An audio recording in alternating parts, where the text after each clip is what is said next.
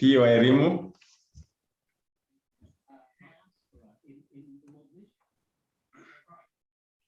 Okay, there she is. Looks like she's in an office or a public place. That's why she's masked. Huh? Right. So, ladies and gentlemen, I think I'm glad to be with you today. And I just want to mention that we have this series of training even next week. So we have today, where we'll be looking at target orientation, the bullseye, part 1. The next week, we'll delve more on part 2 of the same, on the target orientation.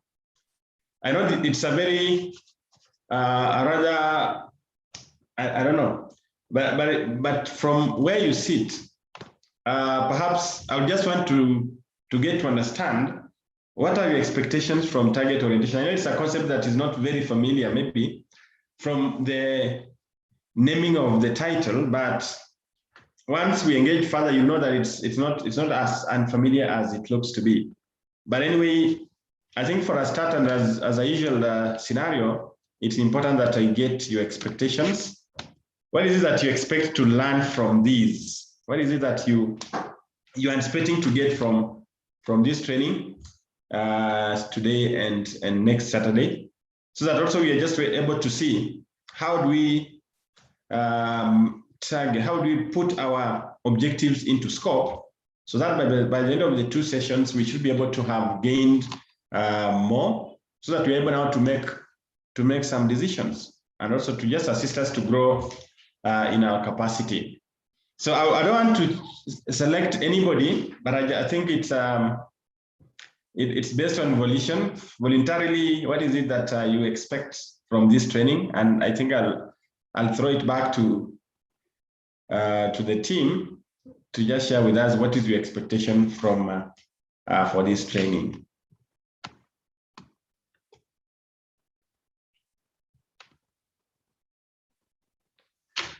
Anyone to start us off? Just share your expectation from this training, or what is that you anticipate to learn more about in the training?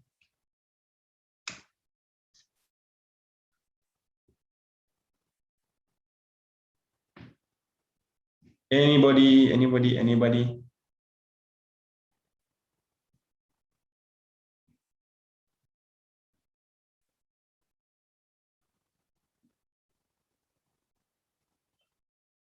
Okay. Now, silence sometimes means maybe you have expectations, but maybe the first expectation is to understand what is target orientation, the bull's eye. Perhaps that's one thing I believe could be at the back of your mind, or it could be something that you're wondering, what's this training about? And from the normal understanding of what is a target, then we have this orientation and the bull's eye. So all these things, what sort of conversation are we having? So I think that's one thing that you may be having at the back of your mind. But just to take you through generally from where you sit, when we talk about a target, that means we are looking at an aim. Where do we aim to do something? And I just want to take a very sociological point of view that every day you wake up and you thank God for giving you that good life for that particular day, then always you have something to achieve by the end of the day. Like today, on your list, you had this training. Then after that, I know you have other activities. You need to visit a friend. You need to do some work. You need to all those. So all those things that you've put together or you've lined up for the day are a part of the things that you expect. You expect to have fulfilled by the end of the day. But then the question is, depending on how you set those things, because you may have you may have put so many things within today, and you find that you've not looked at the hour allocation, and that way you may end up getting disappointed because you'll find that at the end of the day you've not attained all of them, and you go back and ask yourself, how come I didn't achieve all these tasks that I had lined up for? for Saturday. So that calls for you now to retrospect and rethink and review. Where is it that I did I not get the time right? Did I not look at the period within which I may or I may not achieve something? So that's basically what this aspect of targeting is all about. So sometimes we may appear so busy. Like sometimes we say that we should not confuse movement from progress. Most of us appear so busy. We are moving up and down. We are just, the busybodies. We're just busy every day doing this and that. But at the end of it, are we able to say progress? Do I have any progress? That means progress is measurable. Are we able to see any measurable indications to the energy that you've put in? So that you don't appear like you've just been wasting a lot of energy moving up and down and doing nothing. But at the end of it, you look tired, you look exhausted. But then when we ask you, okay, just share with us what you've achieved, you have nothing to show. And that explains why some of us sometimes we get discouraged, because you say that you have been so busy, but I cannot account for anything. I've been very busy up and down. But at the end of it, because I'm touching on this, I'm doing this, it's like your plate is so full with so many activities for the day, and you end up not fulfilling all of them, or you end up not achieving or exercising your capacity to achieve fully what you expect to achieve. So that was just to give you a general perspective of our conversation just starting today and next Saturday. So I believe now at least now your mind is clear on what this target orientation is. But I think as we engage further, I have no doubt that you'll be able to actually contextualize this concept more and be able now to even apply it in day-to-day activities, and also your own, maybe specifically at workplace, how this target orientation can work, because it's a concept that has been adopted by many businesses, and we'll be looking at it from also the aspect of leadership and the kind of leadership style that we may want to apply to ensure that target orientation is attained. So, ladies and gentlemen, that's briefly what we'll be looking at. And I expect that we will engage. Let us learn from each other. I don't want to appear like I'm a monopoly of this knowledge, because knowledge has to be shared for it to be learned. So we'll be learning, and I'll be expecting, my anticipation is very high that you also share your experiences, so that we're able to analyze and also to just share and see how well do we integrate the same experiences that we've had with the topic of discussion today. So as I think I've been introduced. My name is CHRP James Wanyama. I'm a practicing HR, and I'm also the executive director at the Institute of Pension Management. But in this capacity, I'm here as a trainer at the Academy for Certified HR Professionals.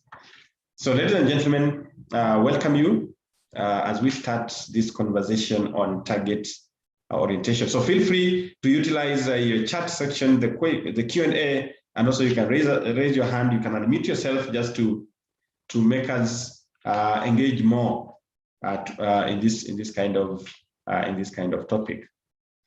Right. So allow me now to start sharing my screen.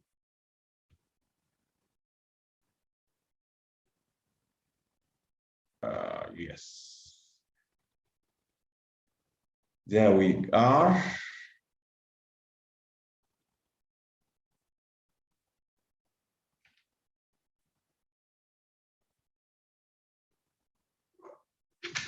Good. So that is our module 1 today, or part 1 of the target orientation, the bullseye. And I would expect you also to have that analogy of the bullseye. Bulls are known for that aspect of aggression. So then that bullseye is what we're saying. As an individual, then we are looking at what? At the targets. Where are we aiming at? I remember one of the authors or the philosophers in classical times, Abraham Lincoln, said that you can give me 6 hours to chop a tree, but I'll spend the first 4 hours sharpening the axe. So according to Abraham Lincoln, is like, depending on how you want me to work on something, maybe I have only 6 hours, but I'm spending 4 hours sharpening the axe. So what implication does it have? How long will I take now to bring down that kind of tree? So he came up with that quote as a matter of challenging people, that let us not spend most of our time planning. Let's not spend most of our time doing something that will not give us the results. But let's target at the result. Let's put our efforts towards achieving that kind of result. So that's our objectives today. We'll be looking at what is measurement management. We'll also look at measurement management in tomorrow's organizations. Then we'll also look at the levers of measurement managed organizations. And I'll be looking forward towards your understanding of, for example, if we look at measurement management vis-a-vis performance management, what is the point of convergence? What is the point of divergence? Who is the subset of the other? And why do we put emphasis on measurement? Why do you think we should be more focused on measurement than non-measured items? And we actually currently, because of the paradigm shift in the work of place, we are experiencing or witnessing numerous ideas with regard to how do we even make these qualitative aspects to be measurable? How do we make them to be measurable so that we are now able to project, we are now able to show the effect of a particular outcome in regard to the input that was injected in that kind of process. So, ladies and gentlemen, these are the 3 areas that we'll be looking at today. The next Saturday, we'll be wrapping up with the other areas, just to make sure that at the end of these trainings, have we built a culture of measurement management? What culture do we have? Are we able to relate this with our organization? Are we able to relate this with ourselves?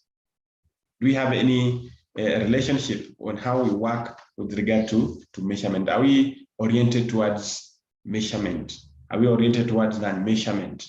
Are we just oriented towards work without clear outcomes? So then that means, are we negating the SMART component of objectives? So for maybe to just trickle your mind, engineers, and I believe I want you to have an image of an engineer. Engineers, by and large, are more execution oriented. So we have these engineers who are constructing the roads, we have engineers who are constructing the houses, but ultimately, the measure of the work of an engineer is what? Execution. So if we want to build a road, we'll come and say we have a problem of traffic congestion, we have a problem of a bus terminal, we have a problem of congestion within the CBD, we have a problem of congestion on this road. So what the engineer will come, they'll say, okay, I can see you have a problem, but I'll devise a solution to that. Okay, so that devising the solution is based on the problem that is existing. So by and large, in our lives, sometimes you find that we are thinking we have a problem, but we've not identified that problem, and that's why we get wrong solutions. So it is imperative that we identify the problem. Are we clear about that problem? So that from there, we don't provide what? Wrong diagnosis. Just the same way you go to a hospital and there is wrong diagnosis. Who do we blame? We blame the management for having done what? Wrong diagnosis. The same, we cannot run away from as individuals, because quite often we make those wrong judgments. And therefore, after making a wrong assumption or a wrong interpretation, then we come up with the decisions or actions that do not reflect the correct status in life. So when this engineer executes that solution, then your problem becomes resolved. But how often have we seen roads being constructed or houses being put up, but they don't solve the problem? That means we did not aim, we did not target the problem. We were just looking at the symptoms. You know, at times you may find yourself concentrating on the symptoms instead of what? The main problem. So too many people lack this execution orientation. And sometimes we sit idly waiting for someone else to come and give us the direction to solve our problems and all that. So at the end of it, then we find that we've wasted a lot of time having not identified what is ailing us, what is disturbing us, and at the same time we wait for somebody else to come and give solutions to their problems. So in other words, execution is good. Ideally, it's very good. But if you are aiming at the wrong target, then it's nothing more than a lot of wasted effort. It will be more of that wasted effort. So I'll call that thrust without vector. That aspect of without aiming. That means you have the thrust, but you have no vector. You don't have any direction. But you're putting a lot of energy. You're so busy, yeah? You're moving, but there's no progress, meaning you lack the direction. Your trajectory is misaimed. Okay, that trajectory is misaimed. So I'll be dwelling more on that. But as I start off, I just wanted to give you that glimpse of what we expect. So as I start, I want to bring in this example of or a case study of Tesco, which is a British-based international grocery and a merchandising retail group. This company or this retail grocery shop has over 4,331 stores in 14 countries. It employs over 470,000 people. And it has a sales turnover of 59.4 billion pounds. Based on that, you can see it's a very huge sort of turnover. The sales turnover is just huge. 59.4 billion pounds. In Kenya shillings, we are looking at over what? Over 5 billion. Over 5 billion, not billion, actually trillion. So actually over 5 trillion sales turnover. So that makes it to be the largest private sector employer in UK, and the third largest global retailer based on revenue, and the second largest global retailer based on profits. Now, what drives Tesco to those echelons of success? Now, the major reason for Tesco's success is that it gives customers what they want. In fact, Tesco's chief executive puts this across effectively, and he says, let me tell you a secret. A secret of successful retailing, it's this: never stop listening to your customers and giving them what they want. Never stop listening to the customers and giving them what they want. So in other words, the chief executive's message, the culture that he's embedding in this, or he's been embedding in this Tesco, is for people to acknowledge that customer is at the center of, or the heartbeat of that organization. So if the heartbeat has a challenge, the whole body does not function. So this particular case, the heartbeat of Tesco has been the customer. You as a customer, me as a customer. Are we the ones that determine the growth, the success of a business? It is. It's a fact. So that whenever you are an entrepreneur, whenever you run into a business, then your first focus should be, am I meeting the needs of my customers? Am I meeting the expectations? Because if I am not meeting the expectations, tomorrow I'll close shop. Customers will no longer be interested in my products. They'll no longer be interested in my company. And that will definitely spell doom for the company. So Tesco's marketing slogan is, every little helps, captures this philosophy. And we'll be seeing that in their wheel, that every little helps. So Tesco believes that well-motivated employees are the key to achieving this objective. So when Sir Terry Lee joined Tesco as the chief executive, he emphasized the need for a clear direction, a map, and a compass. The management team decided to create a performance management framework that will create this map and formulate the key strategic objectives of this conglomerate. So Terry Lee was very clear on what sort of direction they need to take What sort of mapping are we going to have? And compass. Compass is the direction that we ought to take. So they now came up with what we call a corporate steering wheel. The corporate steering wheel. I know in most of our organizations, we have the vision, mission, objectives, core values, and what we believe in. But then according to Tesco, they came up with what we call a corporate steering wheel in every department. So every department, they have this mounted on their what? Within their premise. So that it's clear. Every time you wake up, every time you walk into that office, you're looking at what is it that drives me? What is it that makes me strong? What makes us to succeed in this kind of setting, in this kind of environment? And that's where for Tesco, they came up with these 5 components. And according to Tesco and the CEO, all about success of Tesco revolves around these 5. And at the heart of it, you can see their mantra, every little helps. Every little helps. Just like in life, we say every step enables you to move, to progress to the next level. You may not have very steps, but there may be tiny steps, but the tiny steps are making you now to look ahead and move. So every little helps.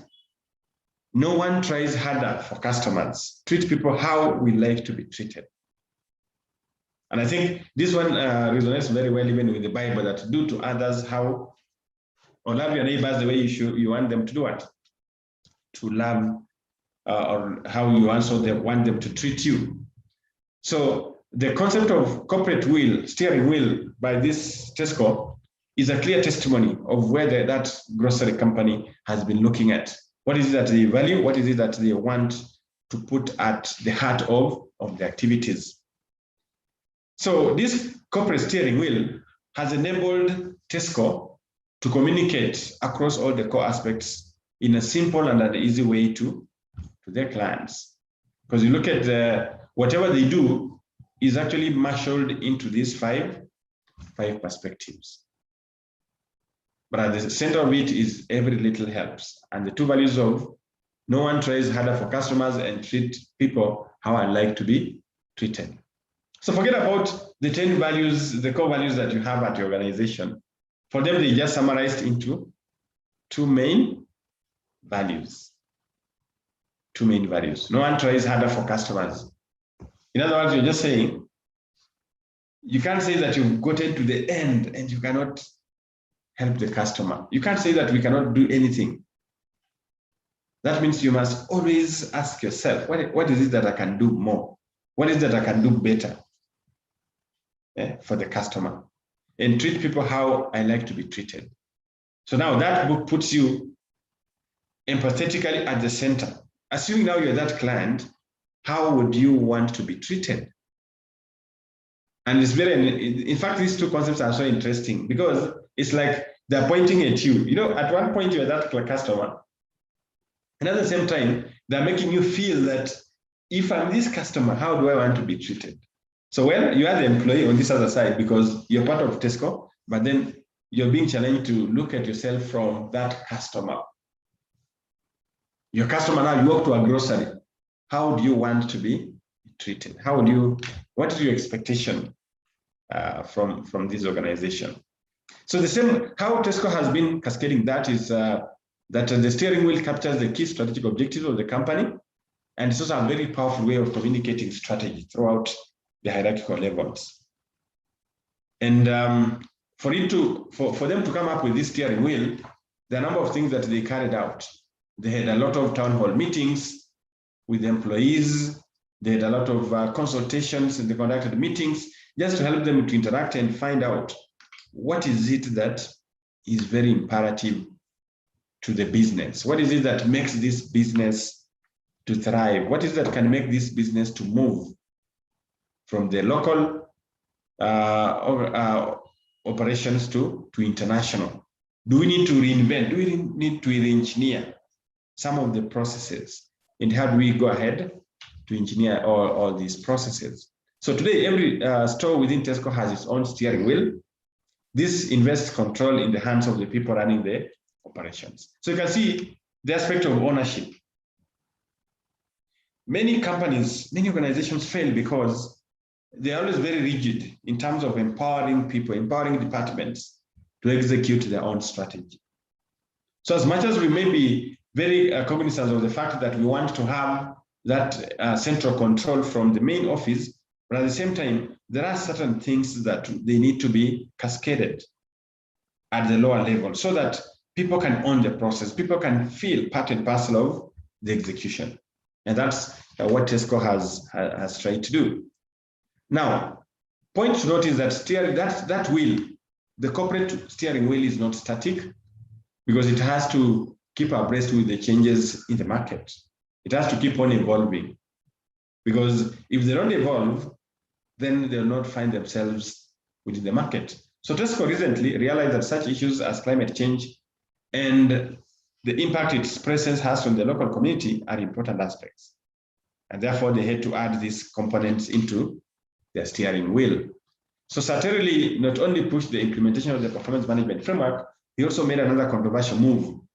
He shut down the strategy department. And his reason for this was that he didn't want only one department or one leader to be responsible for strategy and performance. He wanted every employee to understand, breathe, and live strategy. Wow. Then he wanted every employee to what? To understand, breathe, and live strategy. So that means we wake up, what is hitting in your mind, what is ringing in your mind is just strategy. You understand what you're doing, where you're going, and you're breathing that and living strategy.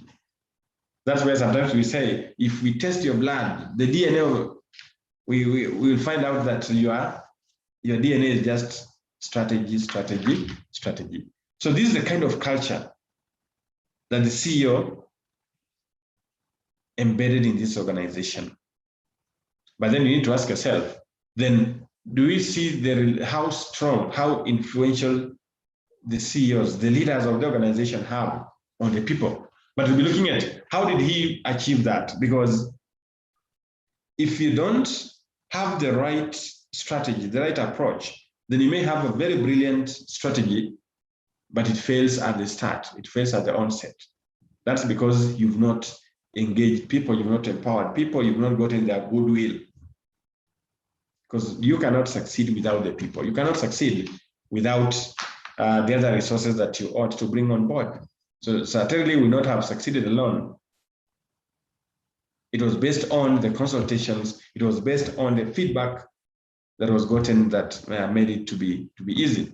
So certainly has a strong belief that people are the prime movers and their training and education are the driving forces. To this end, Tesco created a steering wheel template for stores to engage staff, facilitate a local discussion, and capture local challenges. Now, this is very, very critical. Anybody, if you're aiming to be a leader, even if you're leading your family, then you must always look at what? How do I engage my people? How do I engage my team so that I facilitate that conversation? Let the conversation originate from the people. Let the people have a sense of association, a sense of belonging, a sense of ownership to whatever process you would wish to introduce. Because that's the only way they can say, we have these local problems, but our solutions are within us. So according to Tesco, then customer knowledge is the most critical component of Tesco's performance. Back in 1994, Tesco introduced its loyalty program called Club Card. Most companies use cards to offer discounts and lure customers. I think this is a common phenomenon with many, even of the supermarkets. Every time you go there, you purchase your products, then you're asked, ukona kadi? All that. You can earn points, you can all do that. So that has been a very popular way of making sure that you have the loyalty or you have attained the loyalty of your customers. However, they say that the benefits are short-term. Tesco went beyond this. They wanted to gain insights into customer behavior and fine-tune Tesco strategies to match these expectations. Today, Tesco operates one of the most successful loyalty programs. It has over 14 million users and allows Tesco to collect data or information on 2/3 of its shopping transactions. In conclusion, Tesco has demonstrated that keeping it simple can be a very powerful approach to managing corporate performance. Just be simple. Look at their mantra.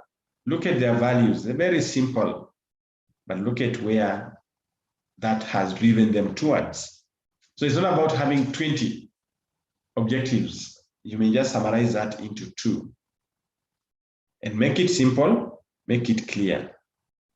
Don't have a lot of jargon. You're not competing in language here, but just have it clear so that people can understand it, they can embrace it, and they can live it. They can live by it. So by keeping the performance framework simple and easy to understand, Tesco was able to communicate what matters most to everyone in that company. And also by keeping simple tools such as the local steering wheel template, it's able now to engage people in performance and delegate responsibilities for performance improvements to all the frontline staff. However, so by not measuring everything, it could instead focus only on the data that will provide relevant insights. Tesco is able now to deliver improvements that benefit customers and its business. So that means you may not focus your energies on everything, as I said earlier, because if you focus on everything, you may end up not clearly targeting what is it that you would want to measure. So I want you to think of a screwdriver and a screw.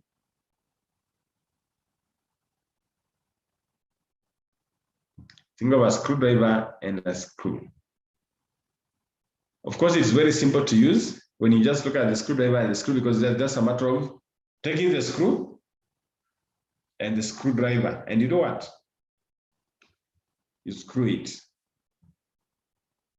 But if we didn't know how to turn, will it be simple? It won't be simple. So it's all about, one, do you understand why you have this screwdriver? And do you understand why you have the screw? Because you may have the two, but then you are left with them. And every time you are being asked, can you make use of it? And you have no idea what to do with that. Okay. And there's an example of if you've been to these very cold places, very cold destinations. So we were in one of the conferences, and somebody amused us by saying that when he went to the hotel room, it was a bit cold, and these are hotels that produce, or they provide for you the water bottles, the hot water bottles, I mean. So you have the water bottle, the water bottle, then you have the hot water bottles. And these are supposed to be put in your beddings, to warm your beddings. But because of lack of know-how of one of these guys, he thought that water was meant to use it to prepare coffee, hot coffee. So he struggled with the hot water bottle to just open it and use the hot water now to prepare himself some hot stuff or the coffee. So when you were sharing that experience, the people were wondering, did you use the hot water bottle, or there was the kettle? Did you boil the water from the kettle and prepare your coffee? He said, no, there are those the hot water bottles that were brought. So I was struggling to open it. Then he was like asking other people, did you also find it so difficult to open it? Now you can imagine how amused we got. Because according to us, or according to our understanding, is that that's meant to warm your bed. But here we have somebody who thought it was ready water for him now to make himself coffee, because it was very cold. So you can see, as much as taking coffee will make you also to be warm, but this person used the wrong resources.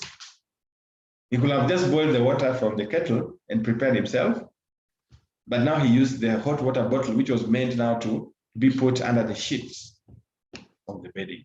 So that's the same analogy I'm bringing about with this screw and the screwdriver. So if we don't know how to use it, of course, we'll end up not using it as expected. So if we didn't know how to turn it, then it will be of no value, to be useless for us. So if you can't measure failure, you can't correct it. That's the part in short there. that when you're looking at measurement, then if you are not able to trace your failure, if you're not able to trace your success, then you cannot improve it, neither can you correct it. And this is a conversation that at times we tell people, can you own up? Can you just say, okay, I have made a mistake, let me work on it? Why do we have people so defensive until the extent that they don't want to just own up and say, oh, well, I know man is to error, I made a mistake, let me work on it. We have those people that will not do that. So anytime you find yourself not owning up failure, then you will never progress. But that's an ingredient for status quo, and you find yourself that you're not looking at improving things that you're working on. So if you can't measure a failure, you can't correct it. And I believe that's something that we don't have to debate about. If you cannot measure anything, then how do you even think of a solution? If you cannot look at what is it that you need to do. So in the 1970s and 80s, most of the companies were measuring only financial and operational efficiency. Only a handful of them were using non-financial, like employee perception and organizational climate surveys. However, one company, United Parcel Services of America, is among those unique sets. This company developed a labor satisfaction index that executives could use to identify the union voting district with the greatest labor discontent. So you can see, if you look at that diagram, the evolution from 1950s, 1960s, 70s, 80s, up to 2010 onwards. So this is just giving us the historical viewpoint of how the aspect of measurement has evolved over time. What is it that has been embedded? What is it that has been introduced? What is it that has been discarded, so that we just make the tools, we just make the aspect of measurement to be in tune with the time that we are in. So today, many Fortune 100 companies use a balanced set of non-financial and non-operational measures. So measurement today has become a balanced strategic tool. And I think this is where people talk about the balanced scorecard. I don't know how many of us from where we work, how many of us maybe use balanced scorecard? Anybody? Anyone? From where we work, do we use, or how do we measure our performance? Which tools are we using? Do we use a balanced scorecard, or which other measures do we use? Maybe anybody to share, just to see whether we can be able to resonate with this conversation here.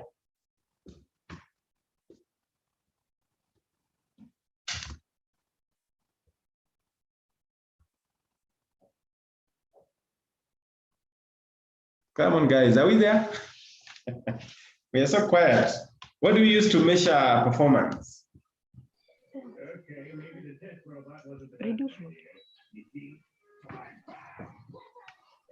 Good Hello. morning.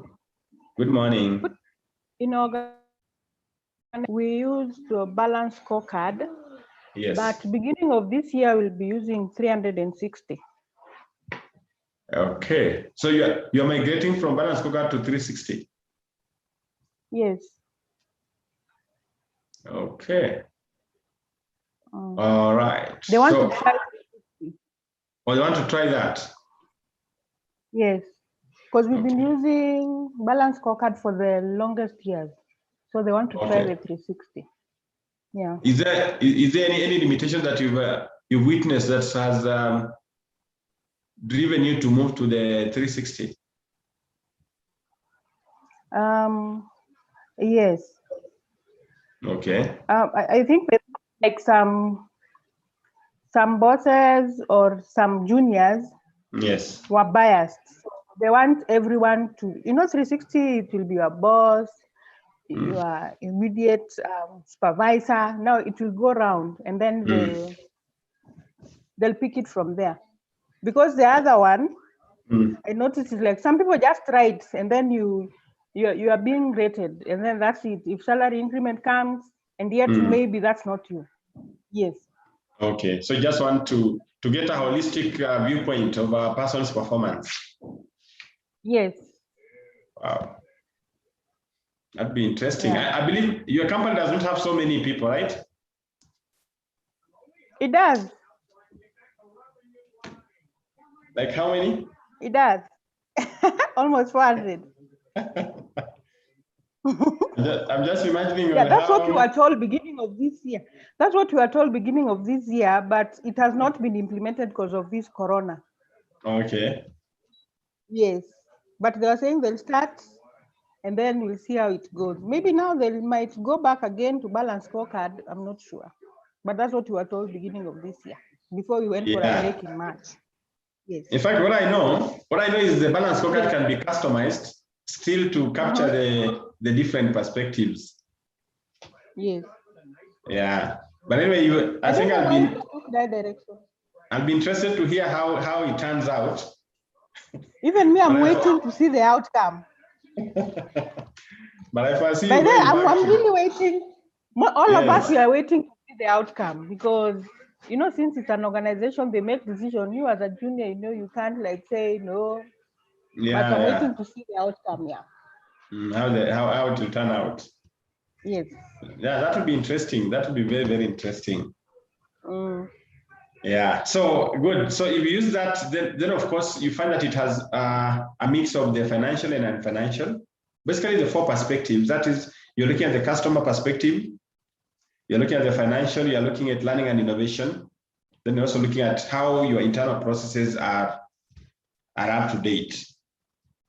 And in my view, in fact, when you look at the customer perspective, what has been happening is you categorize your customers into various. We have the internal customers, we have the external customers. Then are you also able to gather their views so that you embed in the main system? So thank you, Lucy. Anybody else? How else do you measure your performance?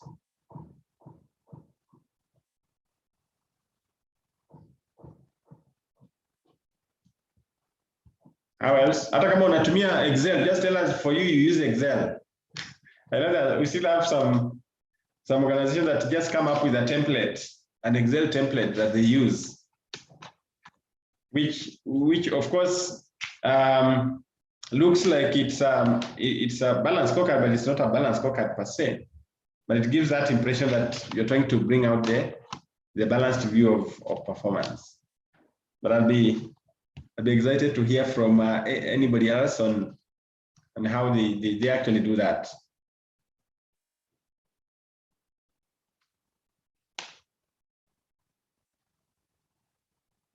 Okay, so I think nobody else wants to share with us. So what is meant by doing a good job at measurement? It's not measuring more things. So it's just a conversation that is more on this. When we're talking about what is meant by doing a good job at measurement, it's not measuring more things. You'd rather be specific. Just the way we tell people under time management is that do not plan for things that you are not able to attain within the specific period of time. You rather spread those items, those tasks, for the period that is realistic. Otherwise, you'll be so ambitious, and at the end of it, you will not attain what you've set out to attain. So our measurement, if you're saying we are good at measurement, let us not focus on many things. You rather focus on a few things, which according to your scope, according to your effort, you can be able to channel the resources required. You can be able to channel the right time so that you achieve what you want to achieve. It's also imperative that we know what to measure. Let us know what is it that we would like to measure. It is very critical that we should know what to measure. For example, an information technology department of a large financial organization was in utter chaos because communication within the department and with customers was just not happening. However, investigations revealed that managers were introducing not less than 150 separate performance measures. You can imagine 150 separate measures that needs to be used to measure performance. So naturally, the end result was utter confusion.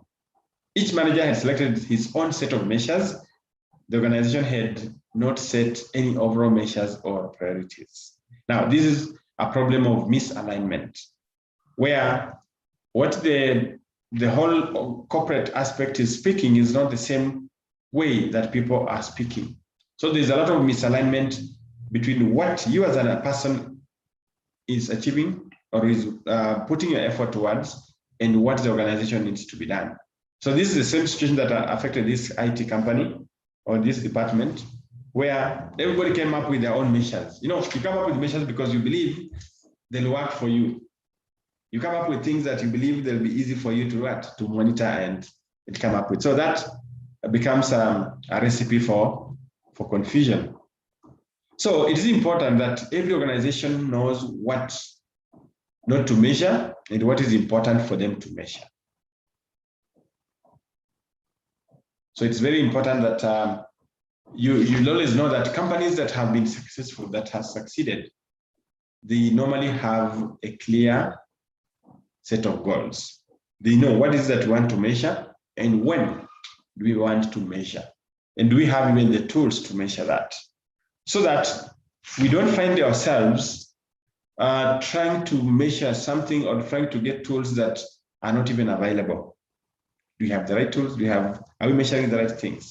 Otherwise, we'll end up with things that we cannot measure, neither with the tools that are correctly matched to what we want to measure. So the measuring component, for example, under the balance scorecard by Kaplan and Norton, it did expound on the organizational measurement by involving the 4 perspectives, which I've already mentioned. That's financial. So you look at the financial component. What is your level of profitability? What is your level of cost versus revenue? How cost effective are you? That's the component of the financial. Then look at the internal processes. Are your processes within the specific timelines? Are you experiencing so many delays internally? Are your procurement processes within the specified time frame, within the framework and all that? The customers, are your customers satisfied? If you carry out a net promoter score, for example, a net promoter score means that 90%, or we're looking at 80% of your customers will recommend your products, they'll recommend your service, they recommend your business, they'll recommend you. So that's what we call a net promoter score.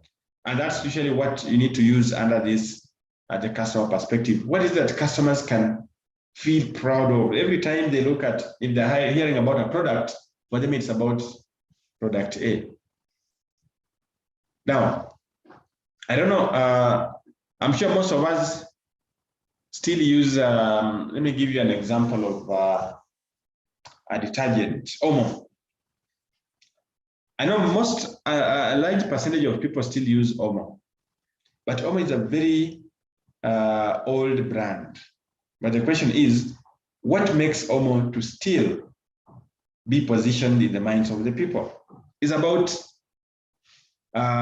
being evolved, being innovative. Every time Omo rebrands itself, every time they talk about, they remind the customer that now our detergent is more enhanced, it's more enriched with this new component, it's more enriched with this, and that makes the customer to feel trustworthy into that kind of product, because I've used it before. So if every time you keep reminding them that there's something innovative, there's something new, there's something of added value that we've added in this kind of product, then it gives the customer the confidence. It makes the customer to feel that you are a company that constantly improves, that constantly monitors what the customer wants, or constantly monitors what the challenges are that needs, and you're providing solutions to that. So the 6 key performance perspectives identified here are the market, the finance, the people, the operations, the environment, the partners, and the suppliers. Those are the key performance measurement perspectives that have actually been advanced in this perspective. But you find that if you look at it from the balance scorecard perspective, then some of these have been compressed into those 4, just to make it more aligned and also easy to project. So measuring these 6 performance areas, you find that a company cannot devote equal attention to all the 6 areas, because different business strategies place different emphasis on managing and therefore measuring the different areas. Because if you want to analyze the market, you will not put the same effort in focusing on the market analysis the same way you are focusing on what? The financial performance. Neither will use the same effort in monitoring the suppliers and partners. So that's the essence of that statement. For instance, a refinery or a chemical manufacturer is more likely to stress on operational and environmental issues. Retail giants like Walmart and Tesco might emphasize on measures like customer satisfaction and employee commitment. Look at companies like KPLC. What will they focus on? I don't think they'll focus on customer satisfaction. Okay, maybe they'll be looking at environmental issues, or they'll be looking at operational issues. So that variation in the focus areas is what informs what we call target orientation. What is it that is key to you? Today you ask people, what are the most important 3 things in your life? They'll give you just mind-boggling components, things that they believe are key to them. But at the end of it, we'll not say that what you've told me is wrong, because it all boils down to your needs. It all boils down to your priorities. So the priorities that you have is what dictates what you hold key in life, or what you hold as very, very significant in your life. So if you look at the comparison now between measurement, management, and performance, you find that from results, it shows that for measurement managed organizations, the measure of success is perceived as an industry leader for over past 3 years. It gave about 74%, while those ones that were not focused on the measurements, they got 44%. Now, in terms of reporting financially ranked companies, 83% were actually the measurement managed organizations, while 52% were those that are not measurement managed organizations. And maybe to just make it clear here is that these results came from the survey that was done. They are comparing the companies that were analyzed. They were saying from these companies, like if you look at the Fortune 100 companies, if you look at those companies, you find that the companies that have been perceived as industry leaders for the past 3 years, you find that their culture was more focused on measurement. They were more of result-based compared to those ones that were still in the same category, which were only 44%. Then return on investment, companies that also appeared in the topmost performance, they were 80% of measurement managed organizations, while 45% were non-measurement managed organizations. Now, how do we make it to just demystify this aspect of non-measurement based and measurement based organizations? What we are looking at is companies that were more focused on results tend to have achieved greater growth than those ones that were not focused on the measurement aspects. Because under the non-measurement aspect, you're looking at maybe state corporations that are not keen on what? Or government institutions or public institutions that are not very keen on measuring results. For them, it's more about just meeting the satisfaction needs of the public and all that, or the NGOs and all that. So then the last one on that as a measure of success, cultural change judged to be very successful. Now that accounted for 97% of the measurement managed organizations, while 55% for non-measurement managed organizations. Now, these measurement managed organizations are far more likely to say they have a well-defined and a balanced set of strategic measures, that such measures are used to help manage the business. They are more likely than others to say that people measures are part of the balanced set of strategic measures, and more likely to have performance targets for non-financial people measures, hold people accountable for achieving these targets. Now, that's some of the characteristics of of this kind of organizations. Now, on sharing information, executives from these measurement managed organizations, they have what we call very well communication and performance measures and related information among themselves. This helps them to define and monitor business success, but also developing this mindset calls for significant cultural change. So when you talk about learning organizations, and I believe learning organizations are organizations that constantly monitor what's happening. And in addition to that, they not only monitor, but they come up with responses to those things that are happening within the market. If you realize that there's now a shift towards digital marketing, then you have to embrace that. There's now a shift towards working from home, then you have to shift towards that. That's the essence of being a knowledge-based organization. So essentially, then we are looking at companies that embrace the aspect of understanding knowledge, sharing the knowledge, and responding to that knowledge. So they become more responsive than before for them to succeed. Now, what happens to the leaders of these companies? These companies, leaders perceive themselves as facilitators. They are more of facilitators and not actors. For example, when you facilitate, that means you are making people to feel empowered. So what you're only doing is to coach, you're mentoring them to become better. And that's the underlying point behind leaders in measurement managed organizations.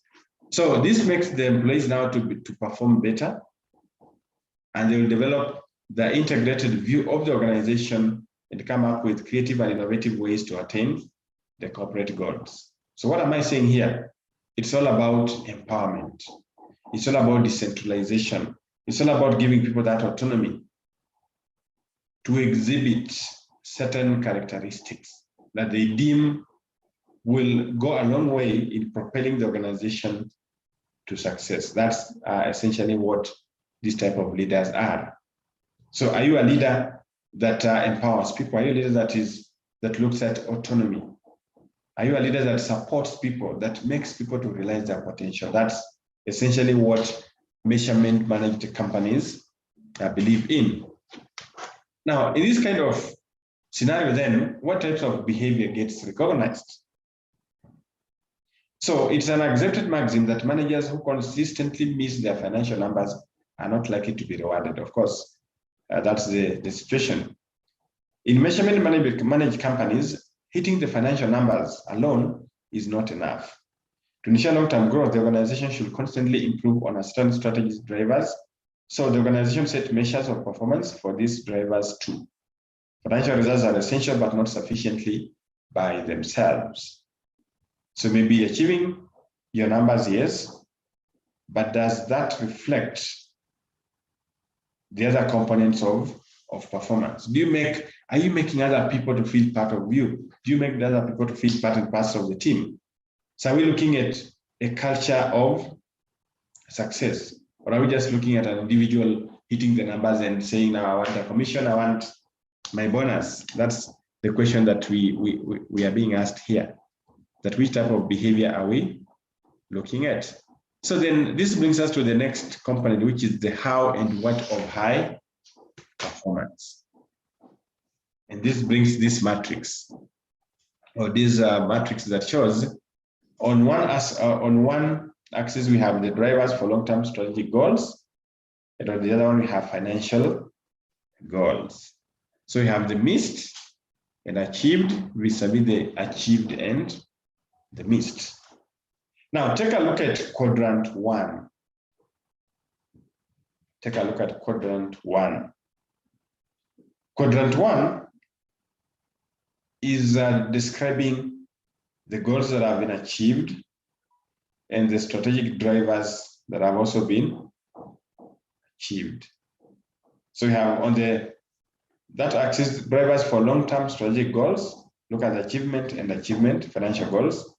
Then you move to the next quadrant, where we have quadrant number 2, you find that quadrant 2 is showing that we have the goals achieved, and you have the strategic drivers, and we have what we call what they have been missed. So the drivers have been missed, but the goals have been, the financial goals have been achieved in that quadrant number 2. Quadrant 3, we have the goals that have been missed. That means the strategic goals have been, sorry, the financial goals have been missed, but then the strategic drivers have been achieved. Then quadrant number 4, we have the goals that have been missed and strategic drivers that have been missed. So this quadrant informs the company to know where it stands, or it informs your organization to know where you are. And as I said earlier, you can also use this to assess yourself from what the goals that you've set vis-a-vis the strategies that you've put in place. Which ones have you achieved? Have you achieved your goals vis-a-vis the strategies that you've put in place, or you're finding yourself in quadrant number 4, where you've missed out on all of them? Or do you find yourself in quadrant number 1, where you've achieved all of them? And what is the secret behind achieving all these, both the goals and the drivers? So the how and what of high performance. So measurement managed companies are unlikely to be happy with managers operating in quadrant number 2. And this is the quadrant number 2, where you've achieved your goals, but your strategic drivers have been missed.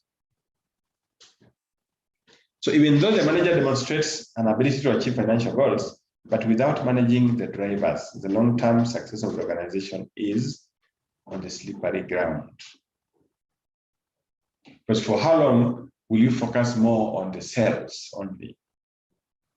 Because sometimes people are engaged in even dubious activities just to ensure that they hit their sales targets. Now, how do we create alignment?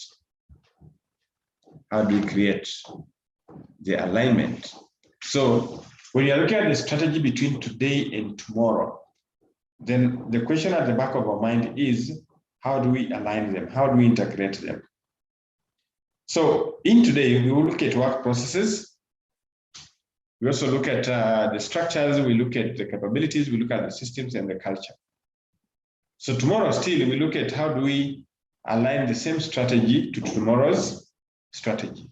How do we align our today's work process to tomorrow's work processes? How do we align the structures to tomorrow's structures? In other words, our proactiveness or proactiveness informs what we are doing today. How better can we do it tomorrow? So that's where the creation of this alignment comes in very, very importantly. So this brings us to this question. In which quadrant the financial goals that are missed and strategic drivers achieved are placed? Is it quadrant 1, quadrant 2, quadrant 3, or quadrant 4? In which quadrant the financial goals that are missed and the strategic drivers achieved are placed? Remember, we had these quadrants.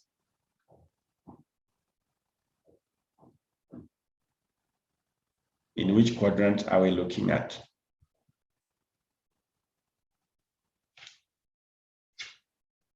The financial goals have been missed, but the strategic drivers are achieved.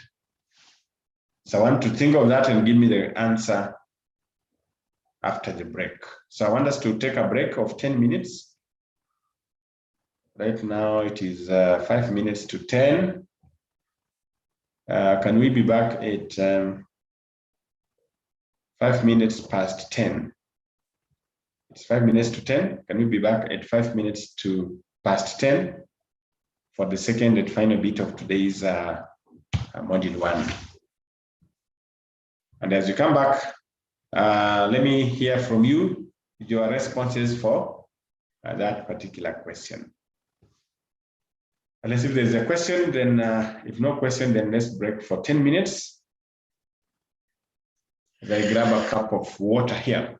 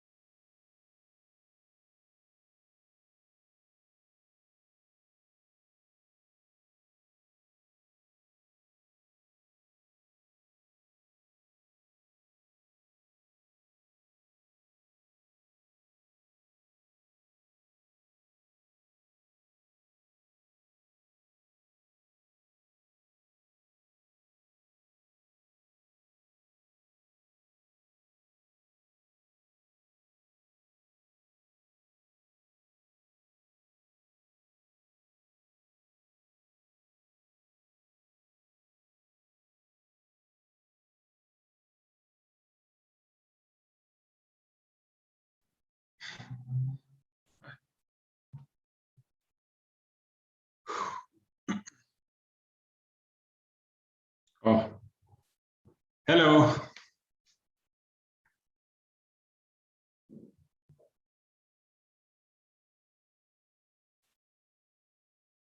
Hello, guys. Sorry for that. Are we back? I don't know that the connectivity is right now.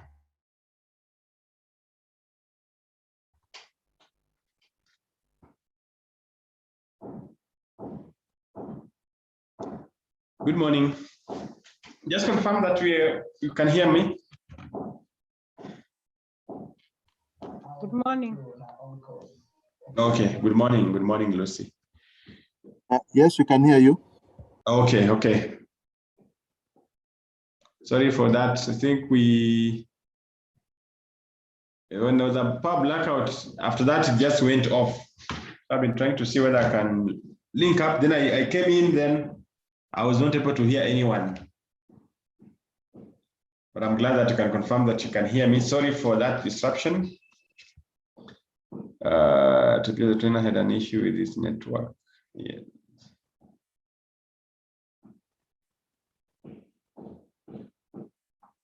Okay. Fine. So I think let's proceed. I had just during the break, I had asked the question on which quadrant that was, where you meet the financial goals, but you miss the financial goals, but you achieve the strategies. So which is that quadrant? Anybody? Which is that quadrant? The one that you meet the goals, you miss the goals, but you've achieved the strategies.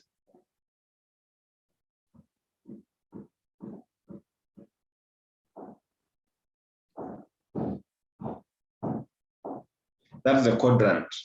Where we have the drivers for strategic goals, achieved, missed, then financial goals also we have achieved and missed. So from that question, which is that quadrant?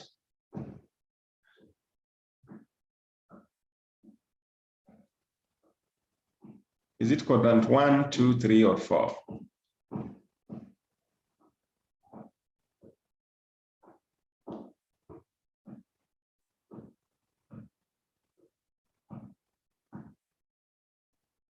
Was it 3? Where we have the goals missed and strategies achieved. Yes, correct. So it's 3. It's quadrant 3 that you have your goals missed, but the strategies have been achieved. So what does that mean to us? It means that as much as you may not get the exact targets, but your strategies, you put in the strategies appropriately. But you see, our strategies, we tend to look at strategies to provide the long-term journey for success. But the goals are just within that period of time. So you may miss out on the goals, but your strategies are intact. So that means subsequently, you already have a clear framework on where you're headed to. And those goals, you'll definitely achieve them now with time. So that is on that aspect. So I want us now to look at the measurement, management, and tomorrow's organizations. And as we start that conversation, then I want to draw you to these 5 challenges. That as we look at managing organizations today and tomorrow, then we need to be cognizant of the fact that we have technology explosions. We will be looking also at resource equalization, globalization. We'll also be looking at market sophistication and also the new social values that affect. Okay, Rachel had also mentioned quadrant 3. Thank you. So these challenges are the ones that will either precipitate or they will limit our ability to project our strategies and also to realize the goals that we've set. So these 5 are very key. No new social values, the sophistication of the market, the globalization, the resource equalization, and the technology explosion. So these tend to dictate how the business is able now to respond. So for example, with the changing technology, there is more focus on learning curves, faster access to best practices, and increasing sophisticated competitive knowledge. So the easier the resource accessibility makes it possible to replicate existing products and competencies. And you find that even product life cycles have become shortened, and obsolescence is more frequent. So what does that mean? That products that we were using previously, because of the technological dynamics, you find that we keep on reinventing, we keep on changing to make sure that we keep track of the same. I want to give an example of when the mobile phones were first introduced, or they landed in Kenya. If you look at the features of the phone by that time, it used to be a huge phone. It was a big, like a radio call with an aerial. That's how those phones came, and they were very prestigious by that time, because I could see people flapping them, and with that aerial, you could feel that it's a very nice gadget and all that. But over time, nobody now wants to buy those huge gadgets. Nobody wants to get the phones with the aerial. Why?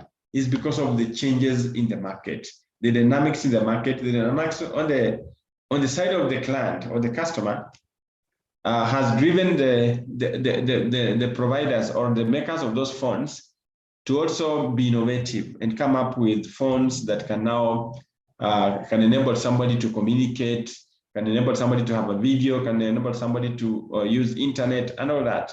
But previously it was basically for communication purpose. So these challenges are the ones that now shape the manner in which organizations have to manage their measurements. How do they look at now? That's where there is now the shift from just producing more of the phones into now the innovation.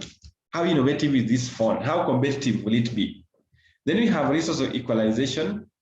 And on this, we can see that over a period of time, there has been access towards, or there's a trend towards, how do we get cheaper resources? We are looking at how do we exploit things to do with economies of scale. How do we get information about the labor and all that? How do we get new materials?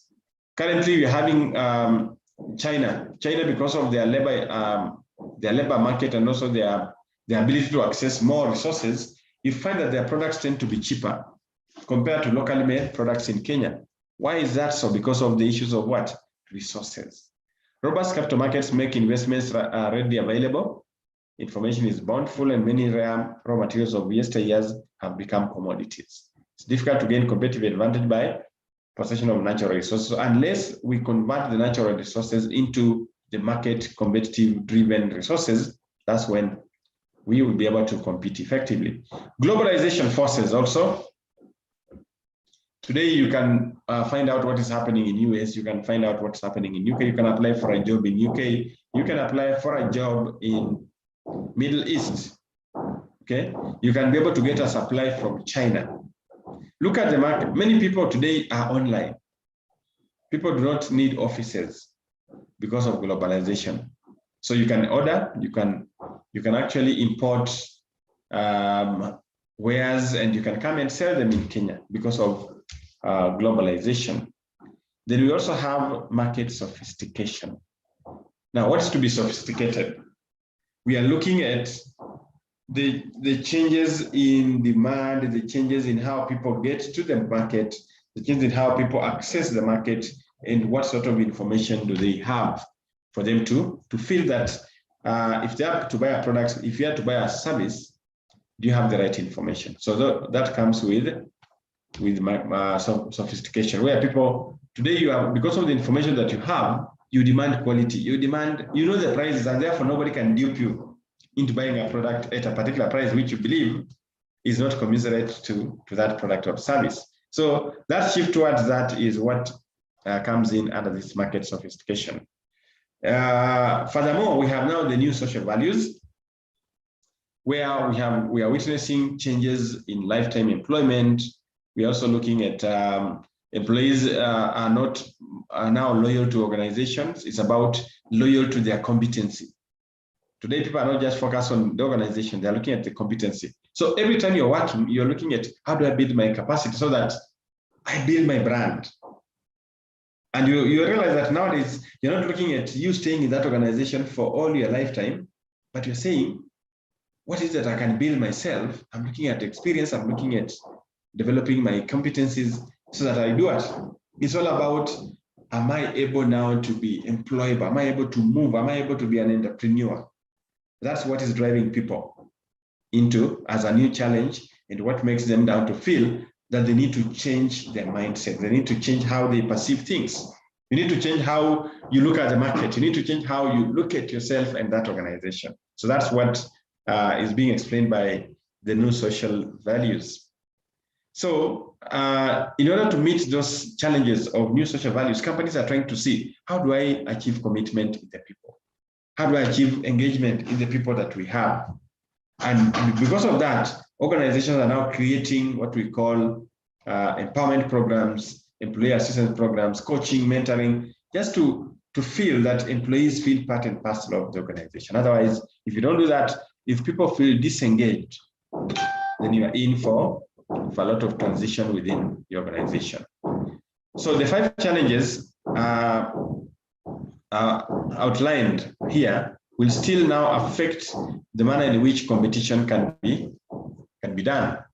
And that calls for companies now to respond. And for you to respond to those challenges, you need to have an adaptive strategy. An adaptive strategy means that the organization is able to understand what the demands are, be it technology, be it social values, be it competition and all that, so that you come up with strategies that can make you to remain afloat, can make you to provide the right services in the right channels, and just to make sure that you meet the demands of the customers. So you need an adaptive strategy. Secondly, you also need to be have what we call a rapid and agile implementation. Agility today is the end thing for any organization. If you're not agile, thank God COVID came and it has transformed the manner in which we process our activities. It has transformed everything. People have to work from home. People had to understand the gadgets. People had to have their apps in place. People had now to change how to interact with clients. That was as a result of being able to be agile. Then we have continuous innovation. This is something that we cannot maybe underscore, because every day is a new day. Every day we need to come up with new changes in the things that we do. Just the same way you cannot wear the same clothes for a whole week. Why? Because you want to appear new. Every time you have to appear new. And that's something that we also need to be alive to, the fact that even at the organizational level, we have to constantly do new things, new ways of work. We have to come up with new products. We have to come up with new services. And that's why I was telling you, even these products that are still on the market, it's because they are innovative. They keep changing. They keep on coming up with something that entices you as a customer to still believe and trust in that particular product. Then we have this mass customization. Today, people want to customize everything. You want an attire that has a particular brand.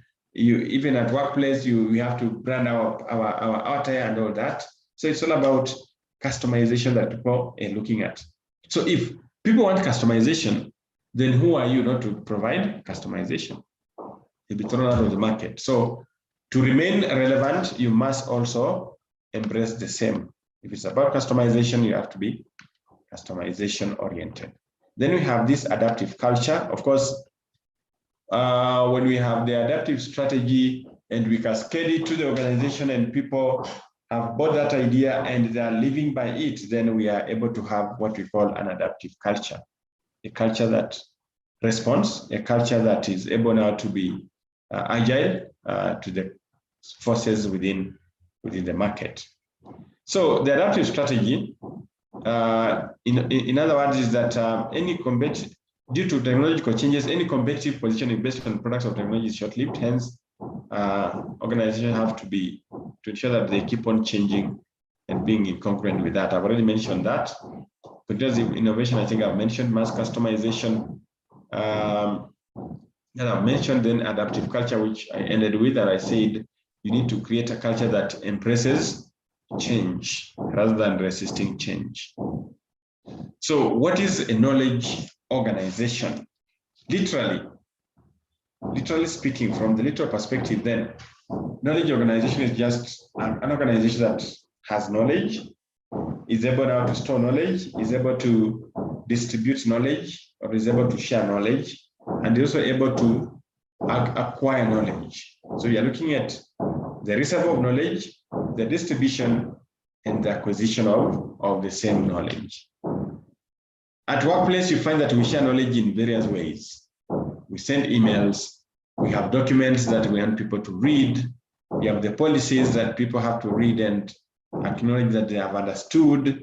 At workplace, we have the workflow processes where you want to take people through and orient them on what needs to be done for them to be able to work within the framework, within the compliance of that. So all that is about knowledge.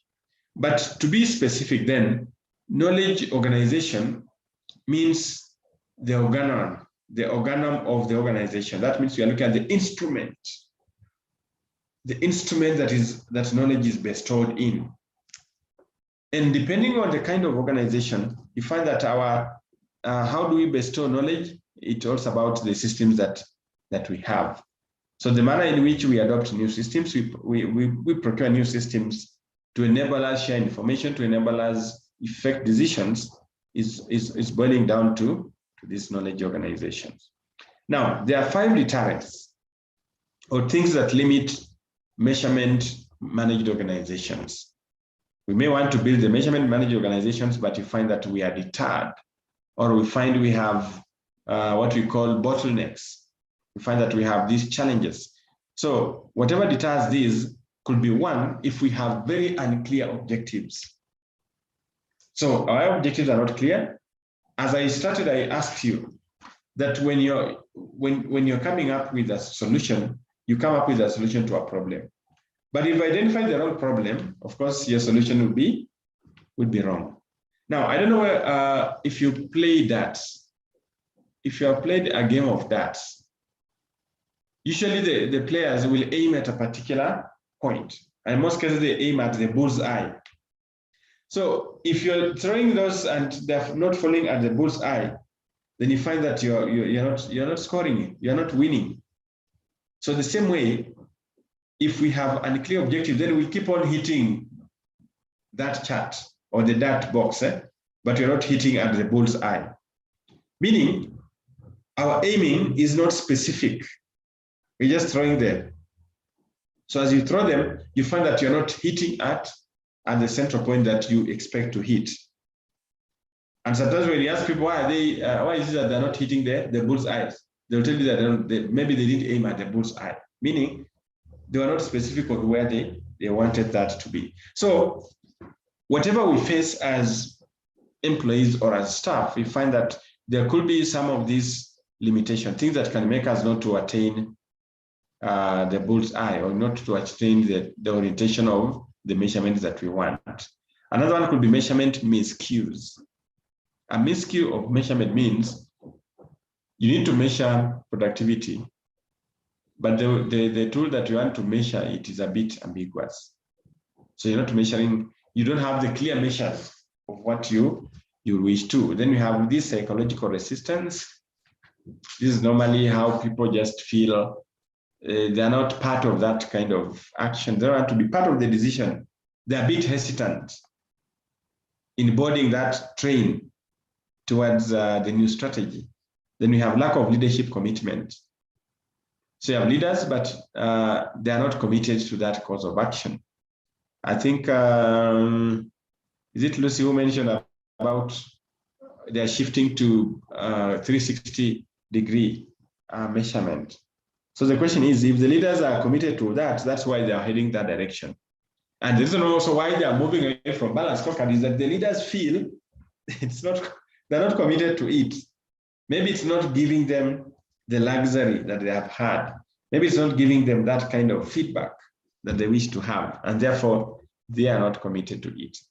And commitment does not only mean support, but also social support, but also the aspect of are they able now to have resources to channel towards that kind of process, to that kind of course and all that. Then we have cultural barriers. So these oscillates between what do we believe in and what the company wants us to do. So sometimes we are deterred by the cultural barriers that we are in, whereby you believe that I cannot do this, I cannot go for this role, I cannot change my style, I cannot change my thinking just because of you have that cultural effect, which is negative. So for example, if you look at the fuzzy objectives or these unclear definitions, we need to ensure that the objectives are as clear as possible and they actually project the aspect of the results. How will you measure those results? And that's the reason why in setting up objectives, we say that the objectives must be smart. They should be smart. So smart objectives will make it easier for you to come up with the outcome. You're able to measure and you're able to generate a report in relation to what you're measuring. Secondly, measurement requires that you quantify the behavior implied by vague, imprecise terms such as values, culture. This allows managers to measure where they hit or miss. Remember I said you need to qualify. You need to look at those non-measurable terms and how do we qualify them so that we're able now to come up with a decision on how well we've performed, to what extent and all that. Then we have this miscues. We have said it depends with how we are employing the tool. The tool may not be measuring what we want to measure, so that becomes a measurement mistool. Then we have this psychological resistance. So these are just what people hold in their mind, whether it becomes so rigid and say, we've been doing it this way, we don't want technology. Sometimes people will tell you that, with this technology, I'm not able to do things that I'm not able to capture the things that I've been doing and all that. So it will limit what I do. But you just said, don't you think that you can still qualify that? That component that you believe is not easy to measure. Are you able to qualify that and it will be considered? So this aspect of psychological can range from whether they are top leaders, mid-level leaders, or the team themselves. Then lack of leadership commitment. Now, this one I've talked about the commitment from the top and whether the leaders themselves believe in that cause. You cannot talk about success when leaders do not believe in success. You cannot talk about changing the procedure when the leaders do not believe in changing the procedure, because maybe it favors them, or it's a weapon within which they use to intimidate others. So it depends with how you view that and how that affects the person or the people. Now, in our organization, we have what we call the do's and the don'ts. Now, the do's and the don'ts is what makes us either to embrace technology or not, is what makes us to change our way of thinking or not. It makes us to change even our businesses or not. But the limitations comes in when people believe in what? In just embedding the cultural norms and just to ensure that they remain as they have been, the status quo. Status quo does not in any way promote growth of the organization. So that means you're comfortable and you just want to remain as you are.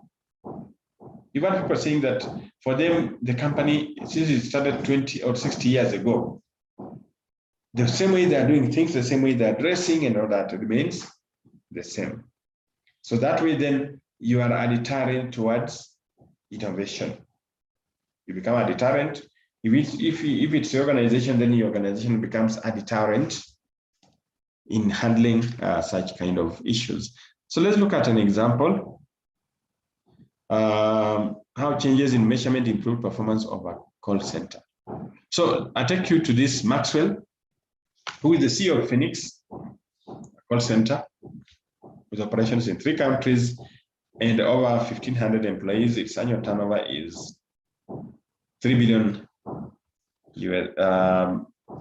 US dollars.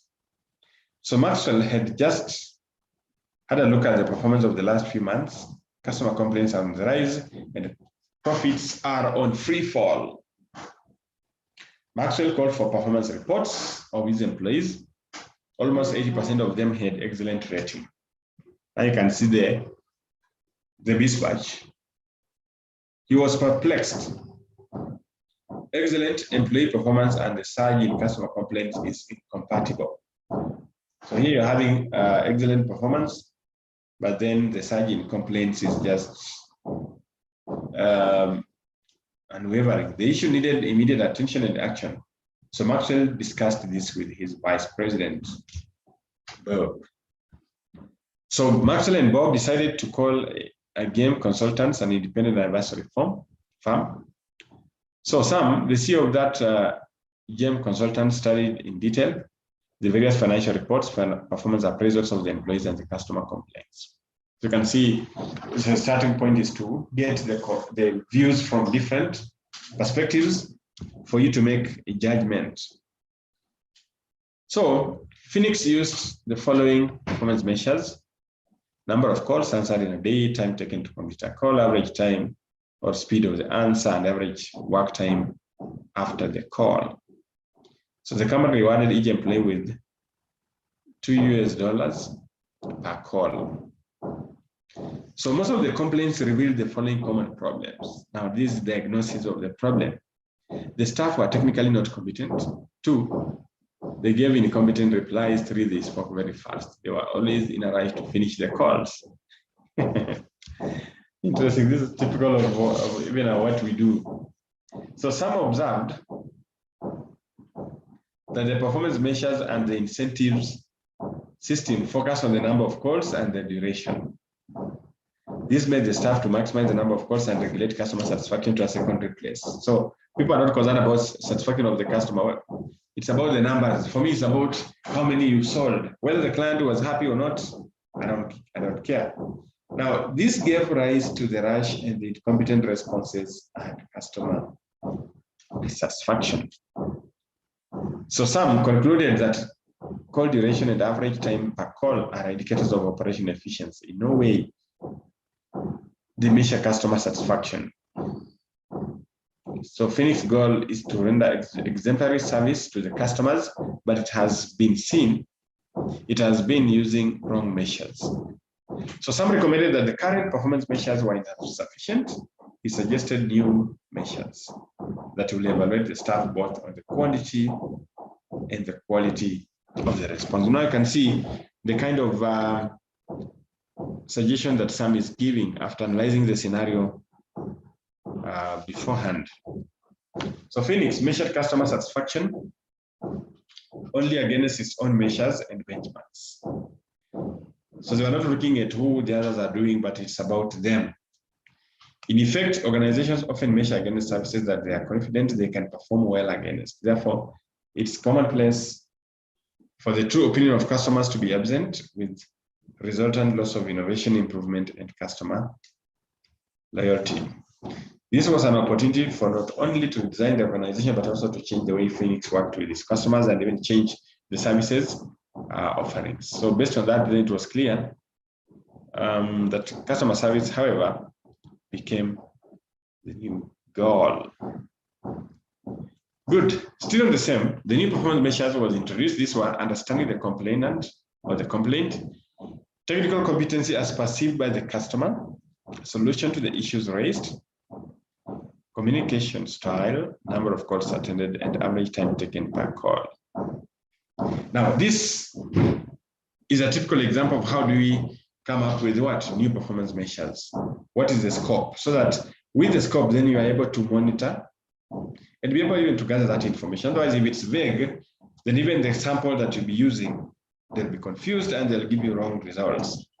And wrong results mean you come up with wrong reports. And wrong reports means you come up with wrong decisions. So you can see the cycle and you can see how it can be very, very disastrous if caution is not taken to ensure that you have the correct performance measures. So in addition to that,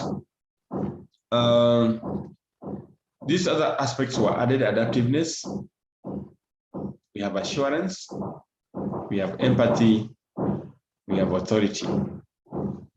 So adaptiveness is ideally what I talked about, where people are able to adjust to the customer's demands or the environment that within which they are working. Then we have assurance, where people need to trust in the product. They need to trust in what you do. They need to trust the product if you are going to distribute it. So all that is on assurance. Then we have empathy. Empathy is where you need to wear my shoes and know where it pinches most. Then authority, customers expect that call center employees have the authority to deal with various problems or questions. So that you don't just have the call center people, for them just to receive calls and say, he's not in, she's not in. But they should be able to handle some of the basic demands of that.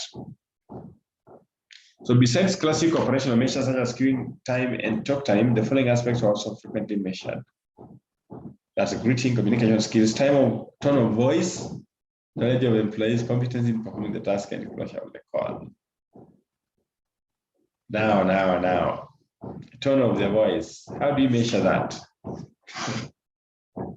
And how do we attribute a tone of voice to either a positive indication or a negative indication? So it depends with how we perceive. That's a bit subjective, because sometimes the tone may not reflect anger. It may not reflect rebuking.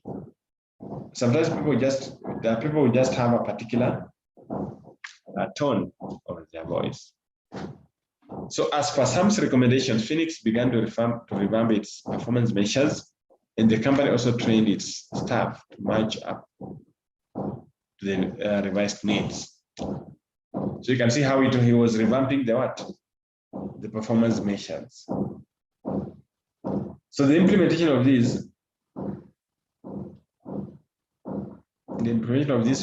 was to take place through learning to sense, learning to respond, leading change and mobilization.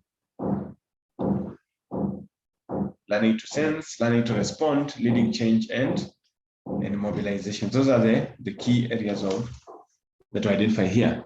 In conclusion, on this case study then, Phoenix registered considerable progress where we had customer satisfaction increased by 28%, employee satisfaction by 40%, staff attrition decreased to 8% from 42%. Then we had operating costs reducing by 20%. Now, this was achieved thanks to this. They revamped their learning, their processes, and now came up with learning to sense. How do you sense the customer's needs? Learning to respond. How do you respond? Leading change. How do you embrace change? And how do you mobilize resources to facilitate the achievement of this? So that brings us to this question, that in the implementation phases of this Phoenix.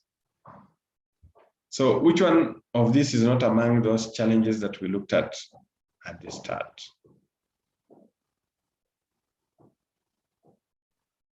Remember this bit?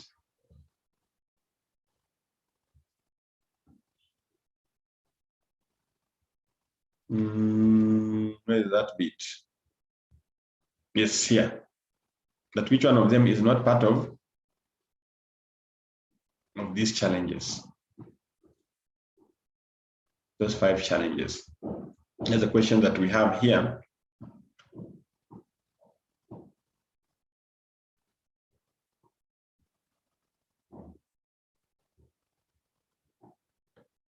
Here, which of the following is not among the 5 new challenges?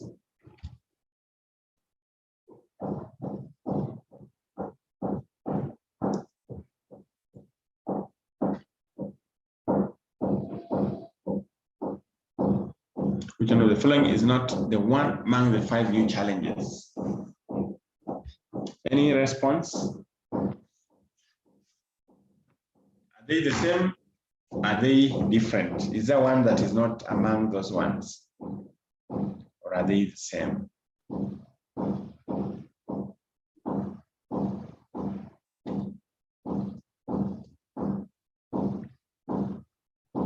Okay. So the second question is, effective dash requires an organization to have accurate information on the needs of different market segments and an ability to make rapid changes. Is it an effective mass customization? Is it effective adaptive culture? Is it effective continuous innovation, or is it an effective adaptive strategy? So those are the questions that I want you to think about as I move to the last bit of this presentation. And under the last bit, we look at the levers of measurement managed organizations, and there are 4 levers or leverage points. One is focus on behavior, alignment of the organization infrastructure, institutionalization of a new type of measurement system, and development of a transformation leadership model.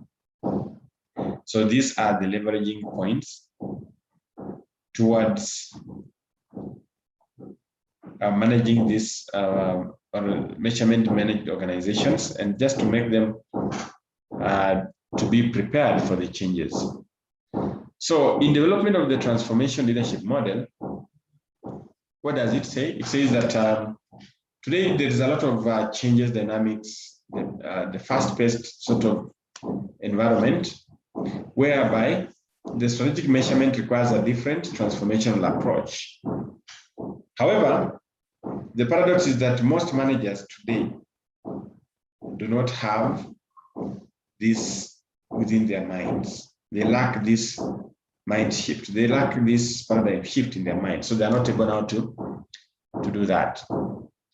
So in development of this model, then, we need what we call a leadership style that is associated with measurement managed organizations. So this leadership style, for that, should be a leadership style that makes somebody to be market driven. The decisions are made where knowledge is rapid decisions, share knowledge, use judgment, and listen. That's the essence of developing a transformational leadership model. Are you having a person that is market driven? Is this person focusing on the market and what's happening, and what sort of services and products can we provide on the market? Okay, that's the essence of having this. Otherwise, in the same note, then, if you don't have the measurement managed organization, then you'll have the non-measurement managed organization. So we're just looking at what is it that we are doing internally. You're also looking at the decisions being made at the top. Then decisions are not made very fast. It has to be slow because people are not in any competition. People are not in any haste to make some decisions, and therefore they will not be moved to do it faster. Then instead of sharing knowledge, they will hold information. Using judgment, they will follow rules, and instead of listening, they will be telling. So they talk much than them listening. So on coming up with a new type of management system or measurement system, this measurement system must be integrated. So it must be integrated that it is now able to capture the information that is needed at the different levels of the organization.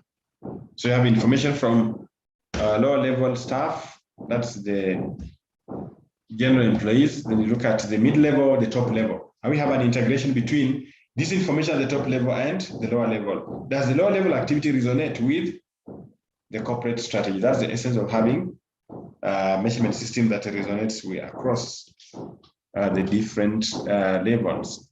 Then we have alignment of the organizational infrastructure. Then we have focus on behavior. So on alignment of the organization's infrastructure, then we are looking at organizational structures. We are looking at the competencies and the culture that is prevailing at that particular moment. Are we having a culture that is supportive? Are we having a culture that is adaptive? If not, then you're setting yourself in for failure as an organization.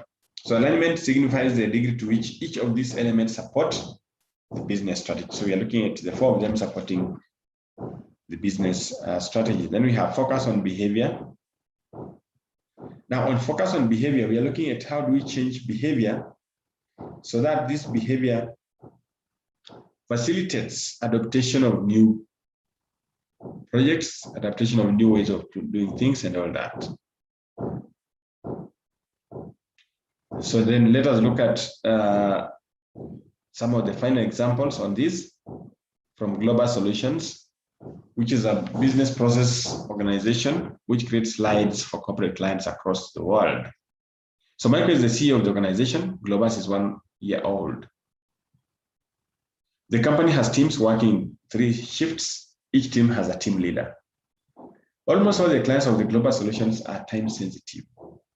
They demand high quality output and excellent graphics. Considering all these important factors, Globus prepared the performance appraisal report for its staff. Let's look at how the performance report in the next slide. So this is what was shared. So you have the team, name of the client and all that. Then you have the aspects that were being measured. Deadline management, exceeds expectation, meets expectations, average, below standard. Then we have accuracy. We have graphical impression. We have the layout and we have the communication. So when we're assessing, or when they are looking at this at Globus, they were looking at how does this reflect on the outcome of our products and services. So these measures, which show the previous slide, is applicable for all design irrespective of the team and the shift. So Michael realized that the company needed short-term and long-term strategies. He outlined them as follows: to become a leading BPO firm in the world which can serve 200 clients, to upgrade its business and enter software market, also increase revenues by 40% every year for the next 3 years, and deliver high-quality documents to its clients within the deadline on time delivery to 95%. So Michael called for a meeting and all the team leaders and explained his vision. He also distributed 50-page handout which explained these strategies. He hoped that they will share it with all other team members. Then after 2 weeks, Michael made a few sample checks. He was surprised that only a few employees were aware of this vision. And remember, he had done what? He called for a meeting of all team leaders and explained his vision.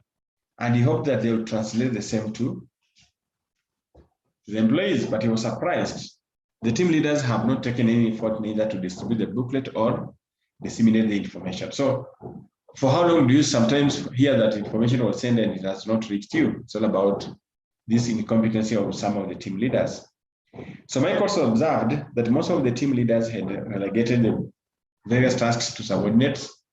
They thought it was delegation.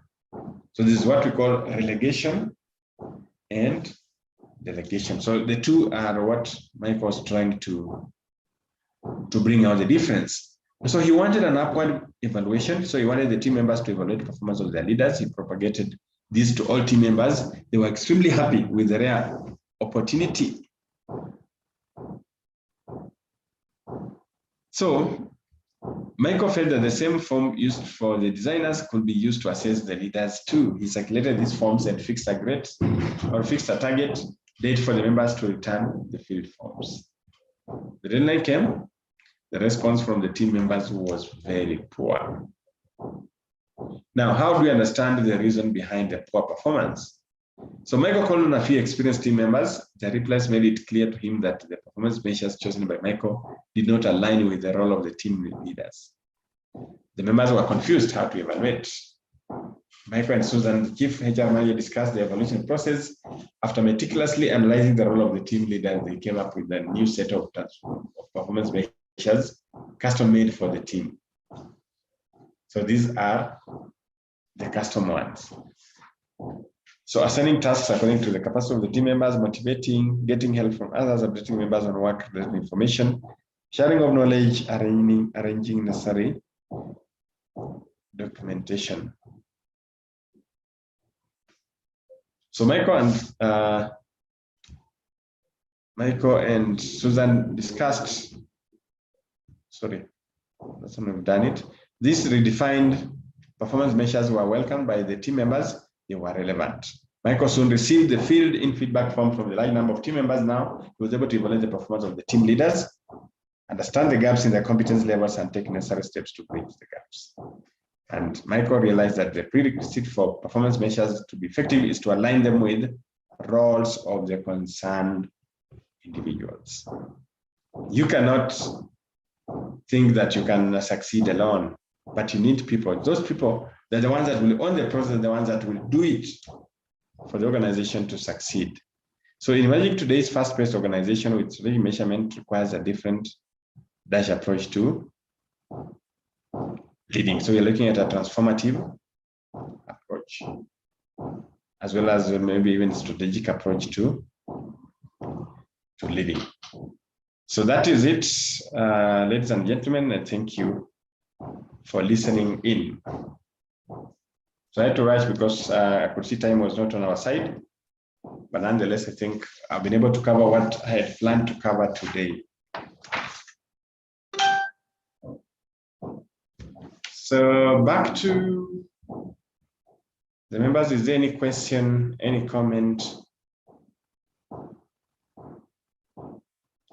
Okay, Benjamin Kibet.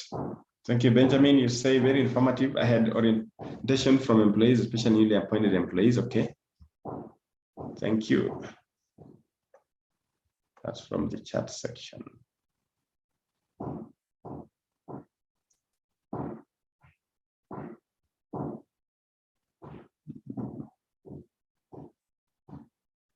Okay.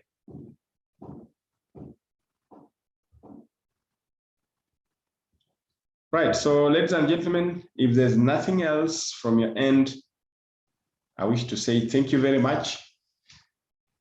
And apologies for the disruption we had along the way, I think out of technological change, disruptions, internet and all that. Actually, it was power, with a power blackout. But thereafter then, and apparently it happened just after we took the break. I just saw the lights going off. But now getting back again was another tall order. I had to find out where the coordinator was to be able to align us together again. But thank you very much. And have a lovely weekend. Let's see again what happens next Saturday. So thank you and bye-bye. I see Dennis working there. Yes. Thank you, James. Good luck. And sorry everyone for the disruption that was there. I was en route to the airport. I couldn't get to know what was going on. I think it's all right now. Thank you. Let's meet next week on Saturday for part 2 of target orientation. Thank you. Thank you, Dan. Thank you, guys.